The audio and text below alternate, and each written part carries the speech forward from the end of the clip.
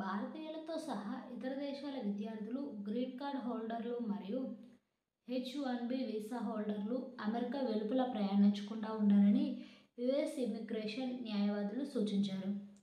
న్యూస్18 నివేదిక ప్రకారం భారతీయులు యుఎస్ ప్రయాణ నిషేధ జాబితాలో లేనప్పటికీ న్యాయవాదులు భద్రతా సమస్యలు, వీసా విధానాల్లో జాప్యం మరియు యుఎస్ విమానాశ్రయాల్లో ప్రయాణికులను నిలిపివేసిన సంఘటనలను పరిశీలిస్తున్నారు. సియాటిల్కు చెందిన న్యాయవాది కృపా ఉపాధ్యాయ మాట్లాడుతూ, ముఖ్యంగా హెచ్-1బీ లేదా ఎఫ్-1 వీసా స్టాంపులను పునరుద్ధరించుకోవాల్సిన విదేశీయులు ఈ సమయంలో అమెరికాను విడిచి వెళ్లడంపై పునరాలోచించుకోవాలని అన్నారు.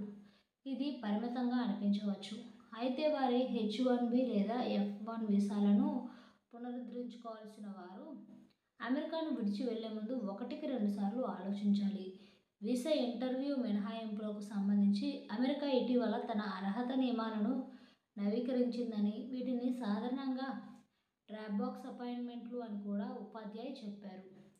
గతంలో దరఖాస్తుదారులు ఏదైనా కేటగిరీలో వలసేతర వీసా గడువు ముగిసిన 48 నెలల్లోపు దరఖాస్తు చేసుకుంటే డ్రాప్బాక్స్ సౌకర్యాన్ని ఉపయోగించుకునేవారు.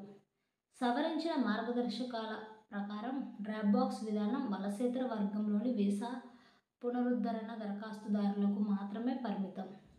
వేరే దేశానికి చెందిన విద్యార్థికి వారి మునుపటి వీసా గడువు ముగిసినప్పటికీ వారికి హెచ్-1బీ వీసా అవసరమైతే వారు వారి ఇంటర్వ్యూ వరకు వేచి ఉండాలి. అదేవిధంగా వీసా పొడిగింపు కోసం దరఖాస్తు చేసుకున్న హెచ్-1బీ వీసా హోల్డర్లు వారి మునుపటి వీసా 12 నెలల క్రితం జారీ చేయబడితే కూడా ఇంటర్వ్యూకు హాజరు కావాలి.